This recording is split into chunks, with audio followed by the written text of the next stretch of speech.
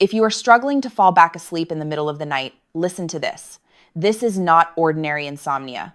It is a cortisol storm that is eroding your nervous system. The biggest mistake is trying to force yourself to sleep using willpower, because that action only makes adrenaline pump harder. Today, I will help you return to sleep using a simple technique. And the secret is understanding why you are awake in the first place, so you can work with your body instead of fighting it. Let us break it down for a moment. Your sleep and your alertness are controlled by two opposing systems in your body. On one side, you have your sleep system. That is your circadian rhythm. Remember, it is the internal clock in your body that sets your wake schedule and your sleep drive, which builds the longer you stay awake, creating sleep pressure so you fall asleep. On the other side, you have your arousal system that keeps you awake and responsive during the day. When everything is balanced, your arousal system quiets down at night and your sleep system takes over.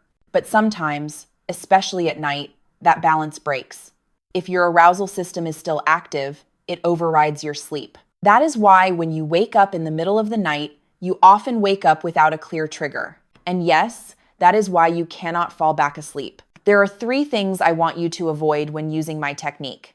First, do not look at the clock. When you do, your brain immediately starts calculating. If I fall asleep right now, I will get 4 or 3 hours. Mental math creates stress and more cortisol.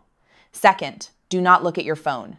The light from your screen can signal to your brain that it is daytime, and the content on your phone stimulates your mind, keeping your arousal system active. And third, try not to get out of bed unless you truly need to. For example, if you need to use the bathroom or something like that. Before I begin my technique, help me. Before we go into the technique, please hit the like button and subscribe. By supporting the channel, I can keep creating valuable content like the video you are watching right now. Look at this reality. If you lie in bed for more than 20 minutes trying to fall back asleep, you are sabotaging your sleep. Why 3 a.m.? In older adults, the circadian rhythm tends to shift earlier. Around 3 a.m. is when cortisol levels begin to rise to prepare for waking in the morning. However, if you are under stress or have nutrient deficiencies, this cortisol wave will come earlier and stronger in an abnormal way. It is not just a wake signal. It is a false alarm bell. When you wake up, your logical brain, the prefrontal cortex, starts working. You begin calculating, if I fall asleep now, I have 4 hours left. Stop immediately. Doing number calculations is a high-energy activity, and it orders the liver to release more sugar into the blood to fuel the brain. The result is that you just added more fuel to your wakefulness. You cannot use logic to force a panicking nervous system to fall asleep. It is like yelling at a crying child, "Stop crying and go to sleep right now." They will only cry louder. And here is the final stab. You reach for your phone or turn on the light to use the bathroom. At that moment, even the smallest stream of blue light hitting your retina will make the pineal gland immediately stop producing melatonin. You just close the door to falling back asleep for at least the next 90 minutes. But do not worry, your body is not broken. It is only running the wrong process. Next, I will show you how to enter this system with Tactic 1, a breathing technique that lowers your heart rate immediately without having to hold your breath until you turn blue. Now forget the traditional 4-7-8 breath holding technique. If you have blood pressure or breathing issues, holding your breath for too long can sometimes trigger more anxiety. Instead, I want to introduce a finding from Stanford's lab, the Physiological Sigh. This is the fastest way to release pressure from the sympathetic nervous system without effort. How to do it? Take a deep inhale through your nose, then when your lungs are full, take one more short inhale to expand the smallest air sacs in the lungs, the alveoli. Finally, exhale very slowly through your mouth. Why does it work? That second inhale helps push built-up carbon dioxide out of the blood more effectively, immediately lowers your heart rate, and signals to the brain, the pressure has dropped, we are safe.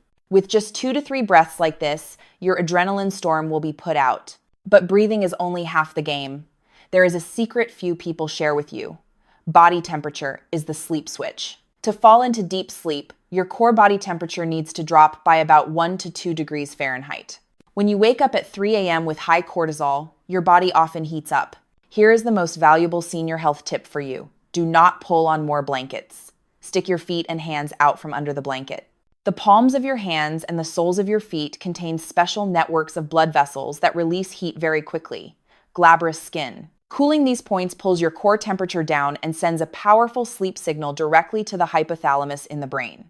You might wonder, why do I need to cool my body when it is winter outside? The truth is that to sleep, the brain needs your core temperature to drop. When you wake because cortisol is high, your body is like an engine overheating from the inside. In winter, we often use blankets that are too thick or turn the heater too high. This accidentally traps excess heat and makes the brain think it is not time to rest yet. You do not need to make yourself cold. You only need one small action. Uncover your feet from the blanket for 2 to 3 minutes. The soles of your feet act like a heat radiator. When excess heat escapes through the blood vessels in the feet, your core temperature drops to the level needed to reactivate melatonin. As soon as you feel your body settle, pull your feet back in. That is how you trick the brain's thermostat system without getting chilled. Keeping the environment cool is how you invite sleep back without taking a single pill. But what if your body is cool, your breathing is slower, and your mind is still hanging upside down on a branch with worries? Do not worry. In the next part, I will show you how to pack those thoughts into an imaginary box so your brain can be fully released. Many people tell me, I am lying still, I am not stressed. But check again. After 60, stress is often not in the arms or legs. It hides in 3 kill zones: the jaw, the shoulders, and the abdominal muscles. Do the body security check process. Instead of tensing your whole body like a younger person, I want you to focus on your jaw. Action. Part your lips slightly and let your lower jaw drop naturally. When the jaw is clenched, the brain receives the signal that you are preparing for a fight. When the jaw relaxes, the facial nerve sends the opposite signal: the danger has passed. Next, drop your shoulders down, away from your ears. Most of us unconsciously shrug our shoulders when we worry. Why does this help you sleep? Because the body and mind are a two-way loop. If you cannot make the mind stop worrying, make the muscle groups relax. When the pressure receptors in the muscles stop sending signals to the brain, the cortisol storm will automatically retreat because it no longer has fuel to sustain itself. Your body may be relaxed, but what if thoughts about bills, your children, or your health are still dancing in your head? Do not try to push them away. In the final part, I will show you a simple mental game that can make your brain fall asleep in under 60 seconds. Why are you tossing and turning? Because at 3 a.m., your brain is speaking the daytime language, the language of logic, numbers, and plans. You are trying to solve tomorrow's problems with today's exhausted body. Understand this: the brain cannot fall asleep when it is in analysis mode. To sleep, the brain needs to shift into image mode. This is where we use the cognitive shuffling technique, but I will make it simpler so you can do it even when you are half asleep. Before you start shuffling images, do one mental trash dump. Imagine all your current worries are scraps of paper. Gather them up, put them into an imaginary wooden box beside your bed, and close the lid. Tell yourself, I have stored them safely. I will deal with them at 8 a.m. tomorrow. This action cuts the urgent need to solve it now signal that is driving cortisol. Now force your brain to play a meaningless game. Choose a neutral word, for example, BED time. The first letter is B. Picture a ball, a bridge, a bear. Just see the image in your mind for 2 seconds, then move on. The next letter is E. Picture an egg, an elephant. Why does this childish game work? Because it forces the brain to operate in the visual region instead of the logical thinking region. When you string together unrelated images, the brain is tricked into entering a dreamy state, the hypnagogic state. That is the doorway straight into deep sleep without willpower. Waking up at 3 a.m. is not a sign that your body is weak or broken.